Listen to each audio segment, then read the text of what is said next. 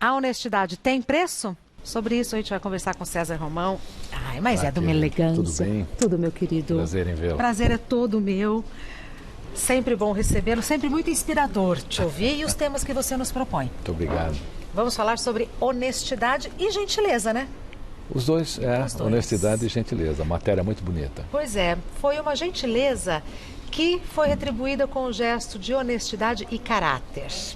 A dona Maria Eli da Silva, moradora do bairro do Campo Grande, lá no Rio de Janeiro, é uma senhora aposentada de 72 anos e que complementa a renda realizando faxina. Quando os lixeiros passam na frente da casa dela, ela oferece amigavelmente suco e água aos trabalhadores. Foi assim que ela conheceu o gari Leandro da Silva. Leandro, ao varrer a calçada, encontrou ali um determinado dia R$700. E, na hora, por intuição, foi procurar a Dona Maria. E não é que o dinheiro era dela? Dona Maria tinha separado a quantia certinha para ajudar a filha que está doente e também pagar o aluguel. Só que no corre-corre da vida, ela acabou perdendo dinheiro. Muito surpresa e muito aliviada e grata, ela elogiou a atitude do Leandro. Vale lembrar que os R$700 devolvidos representam metade do salário do Leandro. É um exemplo de história que inspira e inspira muito, né? Porque ele achou, não tem aquela história achado não é roubado? Mais ou menos. Você sabe que essa história ela é muito interessante porque, aliás, é super atual, né? Super. Então, hoje nós temos um declínio na ética muito grande. O que é a ética, né? É o nosso comportamento moral. É como a gente usa o nosso conhecimento em benefício da sociedade. E cada ação do bem que nós praticamos é um carimbo no nosso passaporte existencial. Essa senhora... Não passa despercebido. Não passa. Por que ele a procurou? Nesta matéria, não surgiu aqui, mas ela sempre dava água e comida para eles. Então, eles já tinham uma certa amizade. E ele a procurou por uma questão de comentar o assunto, e de repente ela a pessoa. Claro. Então nós somos um reflexo de tudo aquilo que praticamos. Ética, ela é o que norteia a vida das pessoas. Essa honestidade, a gentileza, elas são virtudes da ética. Mas nós estamos em baixa com a questão ética hoje. Então nós hoje precisaríamos nos tornar mais existencialistas. Como assim, nos irmão? Comprometermos mais com as pessoas, com nós mesmos, descobrir mais sobre as pessoas, descobrir mais sobre nós mesmos. Mas existem duas coisas que incomodam demais a sociedade hoje, que é a ética e a verdade. Mas não é de hoje. Quando os gregos filosofavam sobre a ética e a verdade, conta uma lenda grega que um dia a ética saiu do Monte Olimpo e foi passear pela cidade. E não conseguiu entrar em nenhuma casa. Todas as portas que ela batia, as portas se fechavam. As pessoas atendiam, mas fechavam a porta. E ela, desolada, ela foi conversar com a verdade, que também estava desolada num canto da cidade. E aí as duas conversando, e ela contou o que aconteceu, e a verdade disse para a ética: olha, minha irmã, porque elas são irmãs, a verdade e a ética, não se preocupe, comigo também acontece isso. É que quando batemos na porta das pessoas, tanto eu como você, somos espelhos. Então... Quando não se reconhece, não abre a porta. Exatamente. A pessoa se vê ali. E normalmente, como ela não tem ética, então ela encontra ela mesma.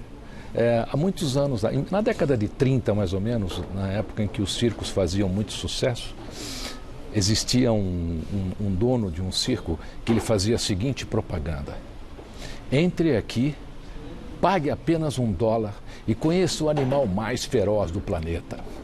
E quando a pessoa entrava naquele lugar que tinha uma jaula, a jaula era toda refletida de espelhos. Então nós, antes de olharmos para o mundo, temos que olhar para nós. Uma atitude dessa é fantástica. Por quê?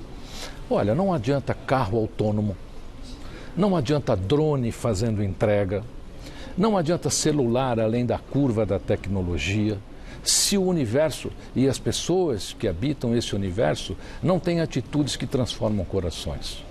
Não adianta nada. Hoje se fala tanto em tecnologia, eu estou até um pouco cansado de ouvir tanto sobre tecnologia.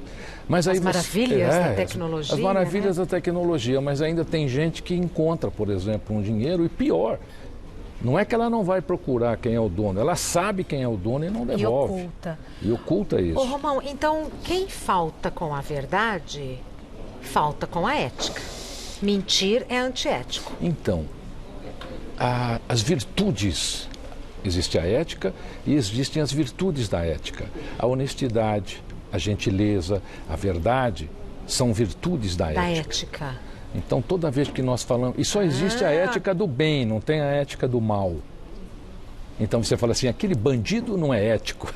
Não tem isso, né? A ética é a avaliação do comportamento em benefício à sociedade. Então, não é o que é bom para mim, é o que é bom para o coletivo. Para o coletivo. Então, porque toda vez que você faz algo que é bom para a coletividade, para o espaço de vida que você habita, você está sendo ético. E isso foi bom para você também. Sim. Então, por exemplo, a senhora desta matéria jamais podia imaginar que aquela pessoa a quem ela dava ali um lanchinho, uma água, um suco, enquanto ele trabalhava ali, um dia ia ser o paladino, né, que encontrou ali aquele tão importante valor para ela. E custoso para ele, né? Porque é metade do salário dele. Ele não se colocou em primeiro lugar em nenhum momento. Esse dinheiro não me pertence, eu vou procurar o dono, não é? Então, se a gente começar a perguntar assim, se você perguntasse para esse rapaz, por que você não ficou com o dinheiro? Boa. Provavelmente ele diria, porque não é meu. Porque não é meu. Eis a ética. Sabe, é quando nós conhecemos o que é nosso, quando nós não desejamos o que é do outro. Porque uma coisa é você querer conquistar o que o outro conquistou. Uma coisa é, por exemplo, uma pessoa que terminou jornalismo e olha para a sua carreira, olha para a carreira da Regina e fala, eu quero ser igual a ela.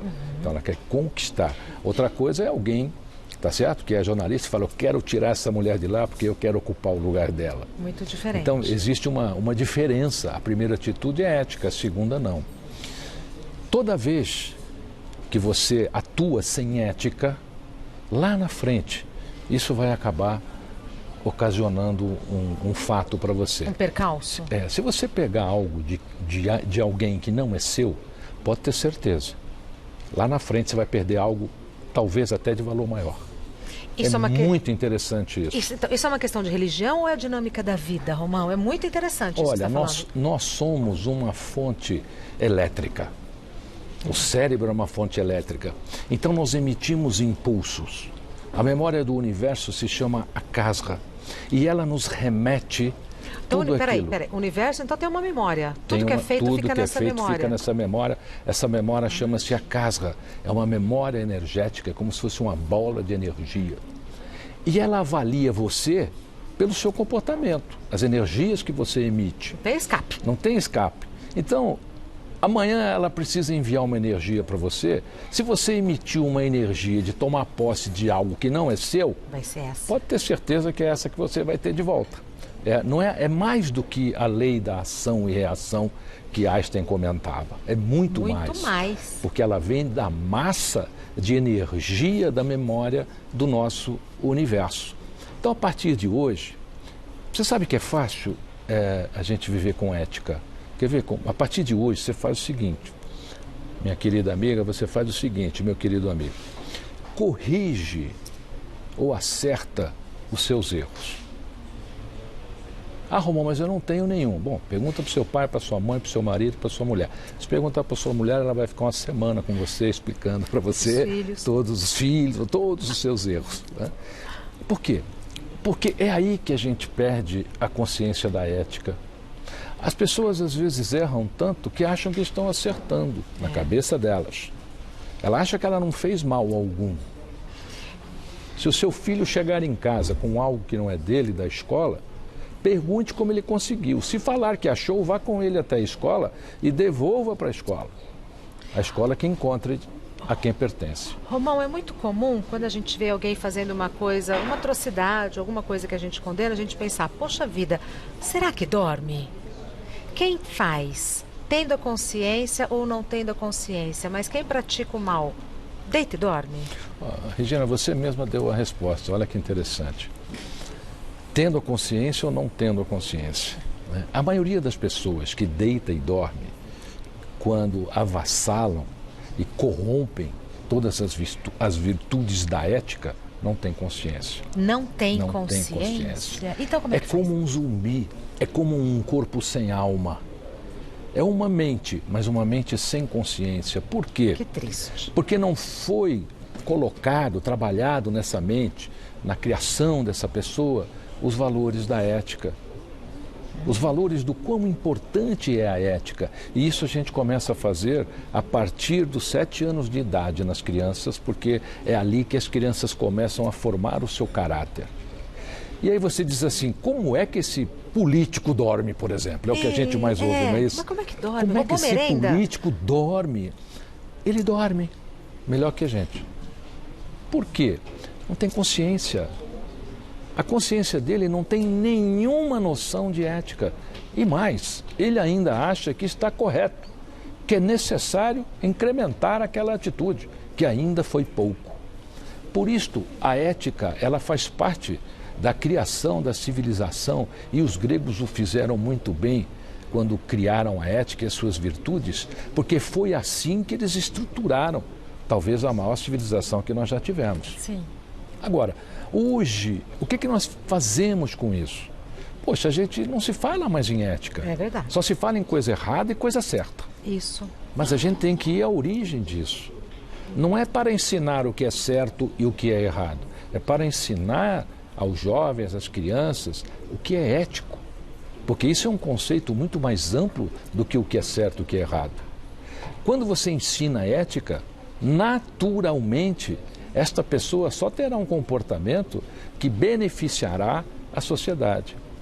Por isso que eu disse a você que nós precisamos nos tornar mais existencialistas. Nós estamos muito materialistas, estamos muito tecnológicos e estamos esquecendo o existencialismo. Então, volta um pouquinho para você, volta um pouquinho para a sociedade. Hoje, se você me apontar, Regina, uma pessoa que fez algo ruim, eu lhe dou aqui o nome de 30 médicos que estão salvando vidas no mesmo momento que essa pessoa está fazendo coisas ruins. O bem ainda existe, o bem está em atividade. Ah, Romão, mas só notícia ruim é que dá ibope. Você sabe por quê? Porque a consciência ética está em poucas pessoas. Só dá audiência para notícias desagradáveis e terríveis às pessoas que não têm a consciência ética ainda. Então, se você gosta de ver sangue no jornal, gosta de ver tragédias na televisão, cuidado. Você precisa melhorar o seu conceito ético. Vale uma reflexão, então, vale, né? E ontem, não é amanhã ou depois, não. Eu queria retomar o que você disse sobre a energia dessa grande memória. Então, quando eu preciso de uma energia, o que vem é a minha própria energia, não é? Porque eu vou... É isso? Exatamente. Porque eu estou alimentando lá com o que é meu. Eu estava conversando com a tia aqui nos bastidores e ela estava me contando aí dos planos dela. E o que acontece? A gente fica muito preocupado, às vezes, em o que os outros vão pensar, o que os outros vão falar. Eu não vou contar tal coisa para ninguém porque aquela pessoa pode gerar uma energia negativa contra mim. Isso é muito comum, não é? Sim. Porém, meu querido amigo, minha querida amiga, a energia ruim, o olho gordo, né, como se fala... É da própria pessoa. Não, só tem o poder que você atribui a ele. Não é que é dela, aquela é uma propriedade dela. Tá certo? Entendi. Ela está gerando aquilo, ela vai colher aquilo. Agora, se você alimentar aquilo, aquilo vai fazer efeito em você. Nós temos dentro de nós, conta uma lenda, 2 lobos. Tá. Um branco e um negro.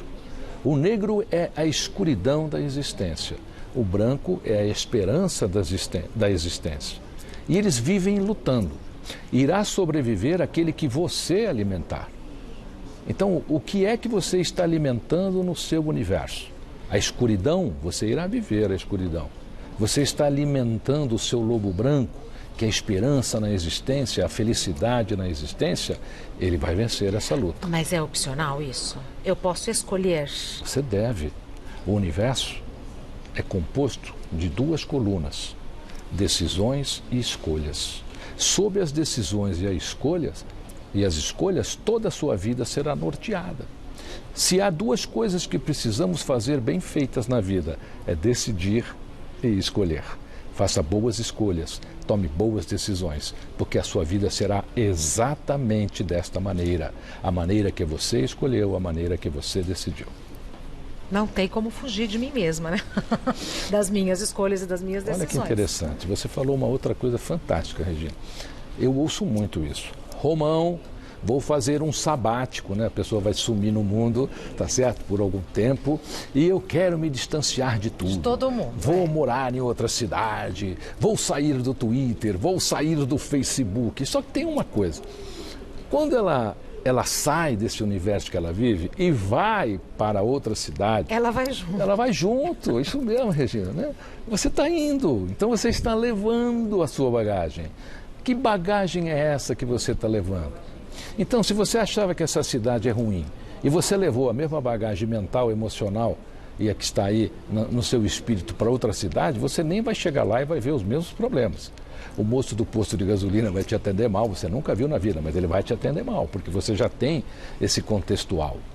Nós temos que tomar muito cuidado com o contexto que nós emitimos, porque este será o contexto que nós iremos receber. Como é que é, Romão? Pera lá, o contexto que eu emito é o contexto que eu vou receber. Exatamente. Tá. Lembra a memória do universo, a casa? Sim. Ela está ali, ela está dizendo assim, Regina, manda aí suas emoções para mim. Manda aí os seus pensamentos para mim. Manda aí o seu amor para mim. E é isso que você vai... Ela está lá, ela está pensando em você. Tá certo? Aí ela vai trabalhar tudo aquilo e vai fazer o quê? Devolver. Simplesmente devolver. Então, olha que coisa impressionante isso, gente. Toda a emissão das coisas, eu não diria más, mas eu diria das coisas que não são boas na sua vida, pode ter vindo de você. Pode ter saído de você. Pode ter origem em você. Razão pela qual você deve pensar muito bem no que anda fazendo por aí. Não adianta ficar procurando culpados. Isso as pessoas fazem demais. Não é? Não deu certo por causa dessa situação, dessa pessoa. Mas procurar a culpa é uma maneira de justificar a incompetência. Concordo plenamente. Tanto de viver, como também de atuar no mercado de trabalho. Você já sentiu quando as pessoas falam sobre alguém? É assim, né? A pessoa fala sobre alguém com entusiasmo. Então ela vai falar coisas que não são boas de alguém, ela fala com entusiasmo. É verdade. Agora, olha só, quando Pedro fala de João, preste atenção, você pode saber mais sobre Pedro do que sobre João. Quando Pedro fala de João, a gente sabe mais de Pedro, de quem está falando, do que o alvo do sobre comentário. quem ele está falando. Porque ali a pessoa se abre. Ali você pode perceber se ela é uma pessoa boa mesmo, se ela não é uma pessoa boa. E quando nós terceirizamos a culpa, dá um alívio danado, tá certo? Só aqui, né? A pessoa terceiriza a culpa é de um monte de gente. Como diz o Simpson, né? O Homer Simpson, quando ele é acusado por alguma coisa e o chefe dele fala assim para ele, a culpa é sua, Simpson. Ele fala, é mesmo, por isso que eu pus em quem eu quis aí, ó. Tá certo? Eu fiz o que eu... E é mais ou menos assim que as pessoas fazem. Quando você procura um culpado, você está fugindo da sua realidade, você não está enfrentando a sua realidade, você não tem coragem, você não desenvolveu competências para enfrentar a sua realidade. Eu ouço demais isso, olha, porque o meu pai é culpado, quando eu era criança, porque a minha mãe, um dia uma tia minha, um dia um amigo meu. Gente, acaba com isso. O culpado, quer saber quem é? Põe um espelhinho ali e é ele. Aquele que aparecer no espelho é o culpado, é você. Você precisa resolver esta parada com você mesmo, com você mesma. Lembra que eu disse aqui há pouquinho? Decisão e escolha. A vida é sustentada por essas duas colunas. E que eu sempre posso... Eu não queria usar a palavra remediar, mas não me vem outra. Mas eu sempre posso mudar. Tomei uma decisão errada. Eu posso voltar atrás dessa decisão ou tomar uma outra decisão e a partir daí ter outras escolhas? Regina, o livre-arbítrio talvez seja a coisa mais fantástica que Deus nos permite fazer. Então, nele nós temos condição de corrigir erros, condição de nos perdoar, de pedir perdão. Exato. Porque não é o fato de que você errou até agora que você precisa continuar errando. Você pode corrigir isso. Agora, o que falta? A consciência ética para isso. Quem dorme à noite fazendo coisas erradas, lembra? Não tem a consciência ética. Nunca teve, não vai ter, ninguém colocou nele, ele não conseguiu assimilar isso. Eu acho que todos os dias, quando nós acordamos, é uma grande oportunidade. Todos nós temos a chance de fazer alguém feliz. Você já pensou nisso? Talvez você esteja no mundo para fazer alguém feliz. O seu filho, o seu marido, a sua esposa, um amigo, o próprio ambiente de trabalho. Você, como empreendedor, às vezes monta um negócio e esse negócio muda a vida de muita gente. Então, todos nós temos a chance de expandir a felicidade. O que precisamos é ter esta consciência quando erramos. Você não ficar... Porque as pessoas se agarram no erro. Elas se agarram. Verdade. Em um dos meus livros eu conto uma história que os caçadores faziam um acampamento. Essa história até ficou muito famosa, eu já recebi até em sânscrito essa história de volta, né? Ah, é? No livro A Semente de Deus. Os caçadores faziam um acampamento e saíram e deixaram a comida. E, na realidade, quando eles saíram, veio um urso, e o urso estava com muita fome, então ele abraçou o caldeirão de comida. E o caldeirão estava muito quente e começou a queimá-lo, e o urso não entendia aquilo, ele achava que estavam tentando roubar a comida dele. E quanto mais queimava, quanto mais ele agarrava aquilo, porque ele achava que estavam tentando tirar a comida dele. E quando os caçadores chegaram ao acampamento, puderam ver um urso morto, todo queimado, colado praticamente na caçamba, no caldeirão de comida. Assim, nós temos muitas pessoas. As pessoas se agarram naquilo, se agarram naquela verdade delas, se agarram na mentira e ali elas ficam. E o pior, né? Sofrem dor, mas morrem com isso. Não mudam a sua convicção. É possível largar o caldeirão, né? Tendo consciência. O único lugar, Regina, aonde o ser humano pode ser tocado, pode ser mudado, pode ser alterado, é na consciência. Quando levam uma mulher até Jesus e dizem a ele: Jesus, esta mulher foi condenada em flagrante adultério, ela terá que ser apedrejada até a morte. Na realidade, as pessoas perguntam a ele ali 3, 4 vezes o que eles deviam fazer. Mas era uma armadilha, porque se Jesus dissesse para apedrejar a mulher, ele estava ali indo contra as leis dele. Se ele dissesse para não apedrejar, ele estava indo contra a lei de Moisés. E o que ele faz? Ele se levanta, após escrever ali na areia, e pergunta: quem aqui não tiver pecado, que atire a primeira pedra. Ele só disse isso. E toda a multidão foi embora. Porque naquele momento esta multidão partiu, porque Jesus não falou ao coração delas, não falou ao espírito, à religião ou ao comportamento social delas. Ele falou à consciência dessas pessoas. Cada um fez o seu próprio exame de consciência. Ai, que essa passagem é maravilhosa.